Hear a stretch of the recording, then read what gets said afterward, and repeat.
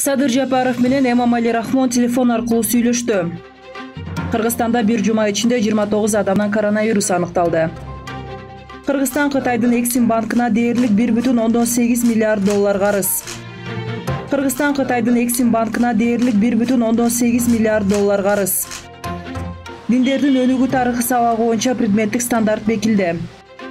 Венада Борбордук Азия өлкөлөрүнүн айыл чарба продукциясынын көргөзмөсү өттү. Эртең Бишкектин борбордук көчөлөрү жабылат.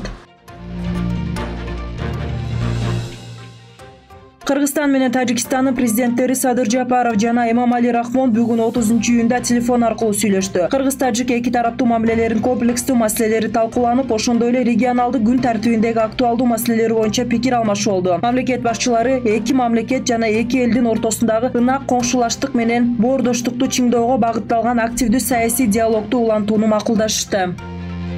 Кыргызстанда 20-26 июнь аралыгында 29 адамдан коронавирус аныкталды. Ошол эле учурда коронавирус инфекциясын жугузуунун жаңы учурларынын көпчүлүгү Бишкек шаарында аныкталган. Илдетке чалдыккандардын арасынан бир адам ооруканага жаткырылган. Абалы орто оор. Ал эми 6-13 июнда COVID-19дун 12 жаңы учуру, 13-19 июнда 7 учуру катталган. Пандемия учурунда Кыргызстанда COVID-19дун 201 053 учуру катталган.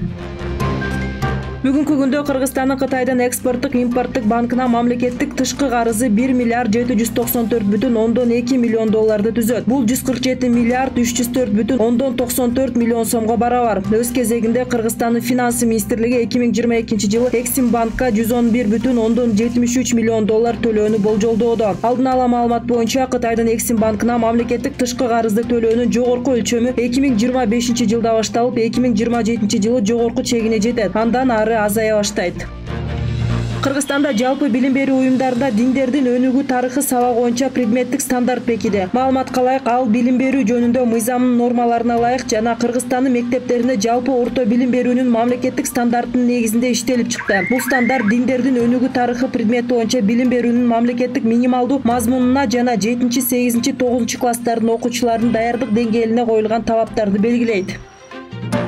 Венада Борбордук Азия өлкөлөрүнүн айыл чарба продукцияларынын көргөзмөсү болуп өттү. Көргөзмөдө Кыргызстандын, Казакстандын, Тажикстандын жана Өзбекстандын элчилери сөз сүйлөштү. Андан соң көргөзмөгө коюлган Борбордук Азия мамлекеттеринин продукцияларынын бет ачары болду. Иш-чаранын катышуучулары менен коноктору чыгыш татымдарынан гана эмес, Борбордук Азия өлкөлөрүнүн элчиликтери тарабынан даярдалган улуттук тамак аштардан да таам татуу мүмкүнчүлүгүнө ээ болушту.